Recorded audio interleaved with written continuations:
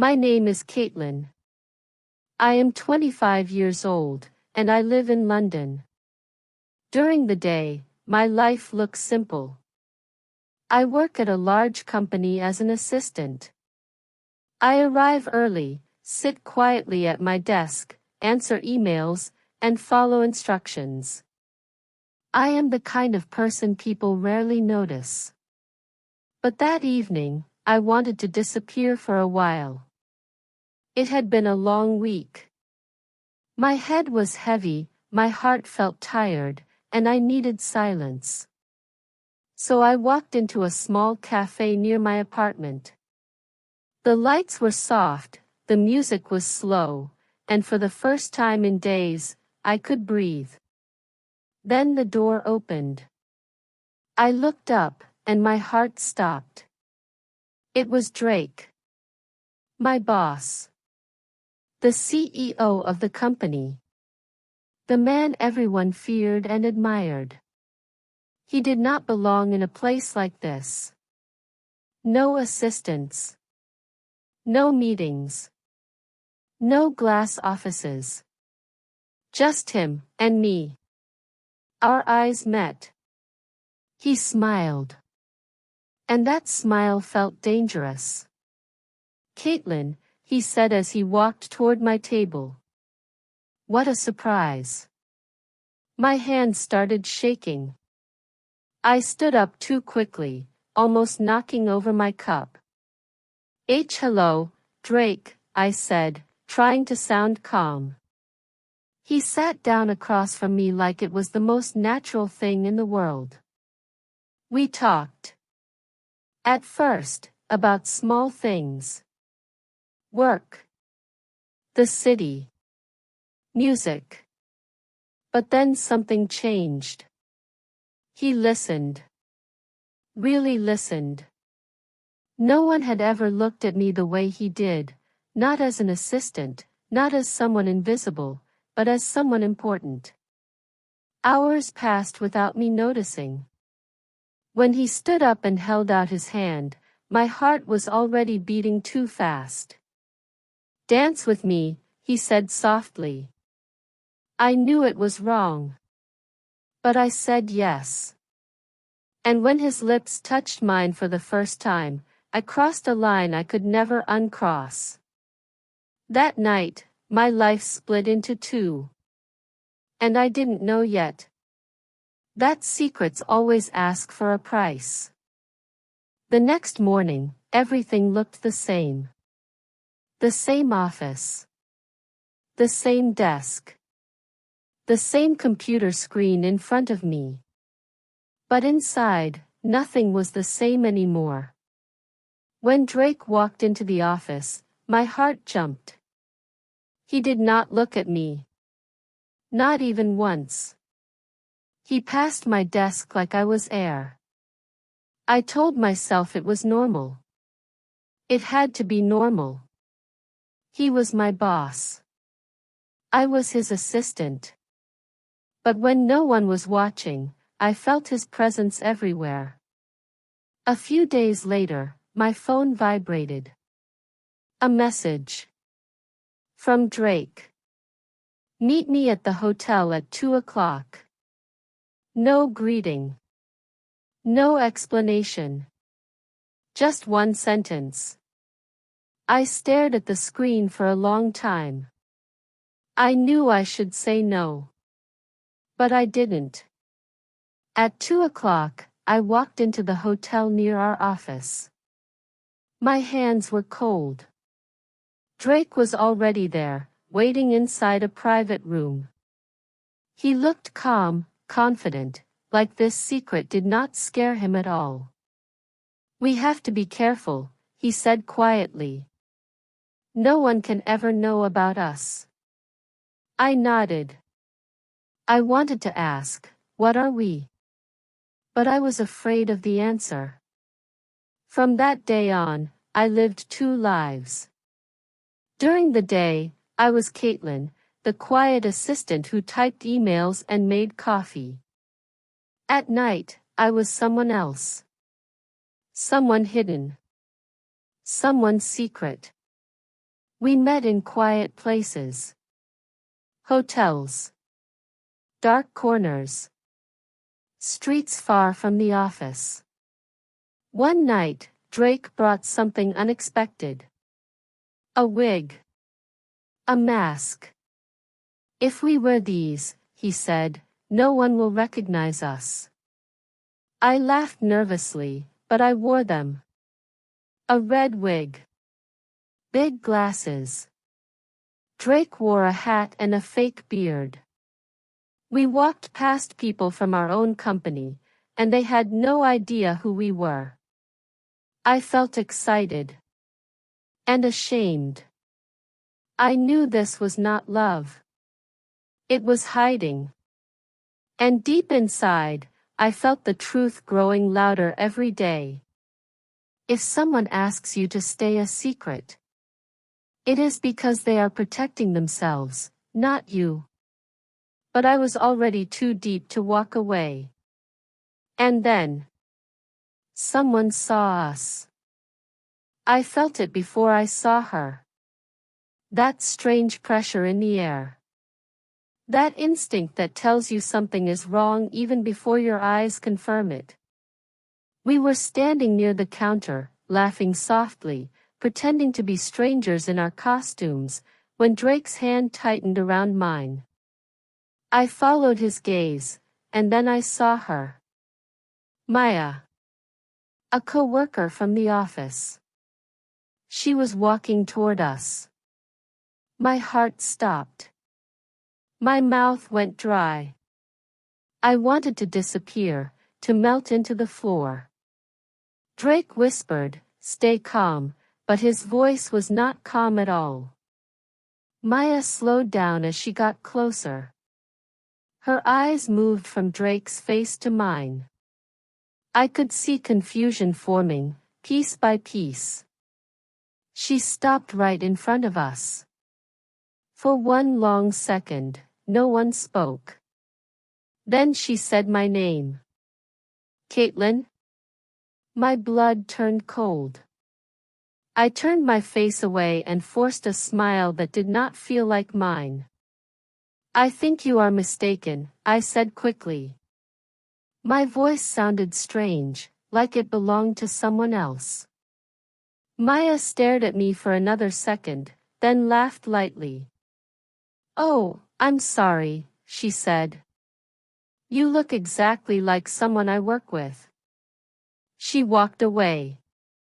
The moment she turned her back, my knees felt weak. My hands were shaking so badly I had to hide them in my coat. Drake did not smile anymore. He did not joke. His face was pale. That night, he barely spoke. After that, everything changed. At work, Drake stopped looking at me. He stopped sending small messages. He stopped finding reasons to call me into his office. When I spoke to him about work, his answers were short and cold. It felt like I had imagined everything we shared. I told myself he was just scared. I told myself he needed time. But deep down, I knew the truth. I was no longer exciting. I was a risk. One morning, a message appeared on my screen. "Caitlyn, please come to my office. We need to talk." My heart beat so fast I thought others could hear it. I stood up, walked down the hallway, and knocked on his door. When I entered, Drake was standing by the window.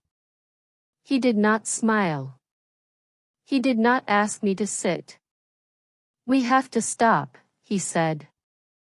The words hit me harder than I expected. "Stop?" I repeated. "Why?" He finally looked at me. "It's too dangerous. People are starting to notice. If this comes out, I lose everything. My job. My reputation." I felt tears fill my eyes. But I love you, I said. We can be more careful. He shook his head slowly. This was a mistake, Caitlyn. It's over.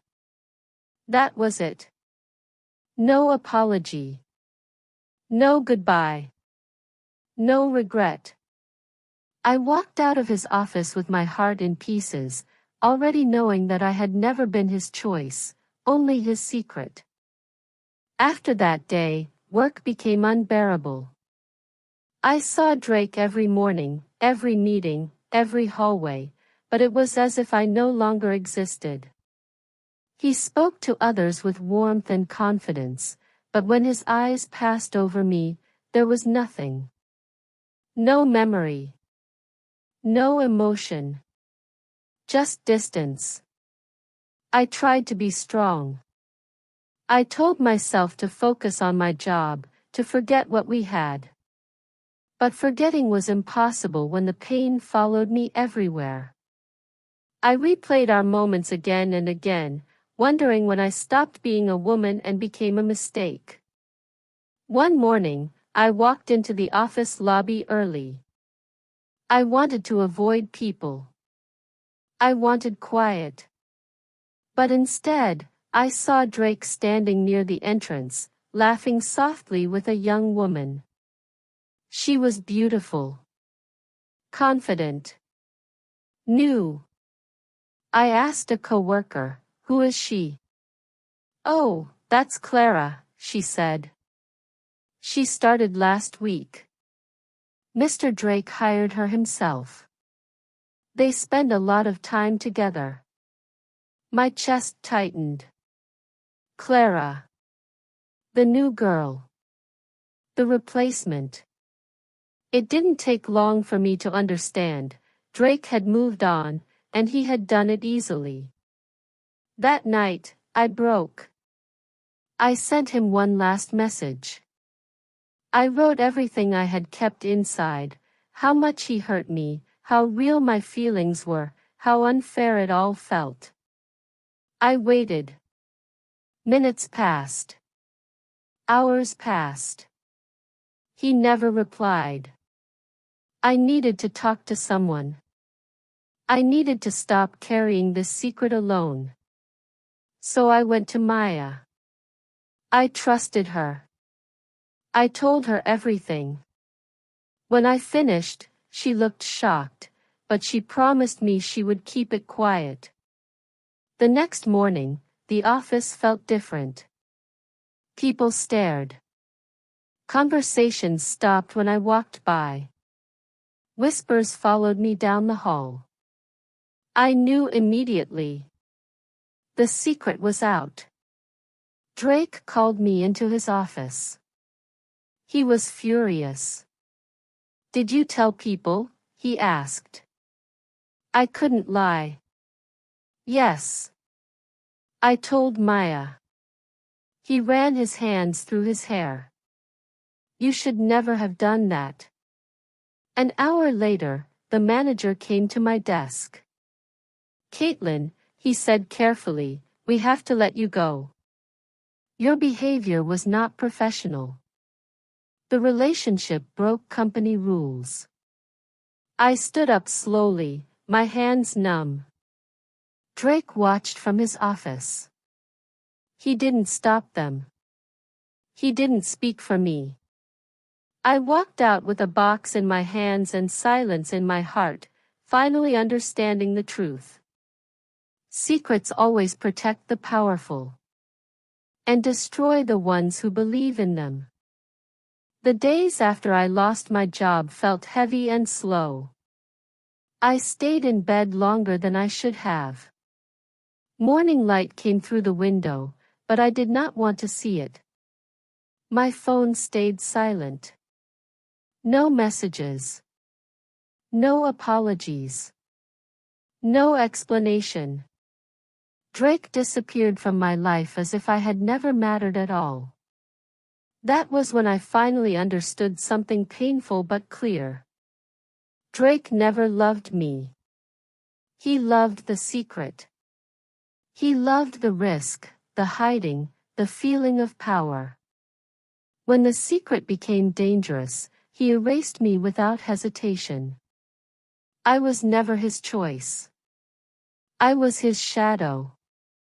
For a long time, I blamed myself. I asked why I believed him, why I stayed quiet, why I accepted love that only existed in the dark. But slowly, I stopped asking those questions. Blame did not heal me. Truth did. I forced myself to stand up again. I updated my resume. I applied for jobs. Rejection came first, then silence, then finally one interview. A small design studio. No luxury. No power games. Just honest work and kind people. They hired me. My new boss looked at my work, not my past. She asked about my skills, not my mistakes. For the first time in months, I felt respected. I felt visible. Sometimes, I still see Drake near my old office.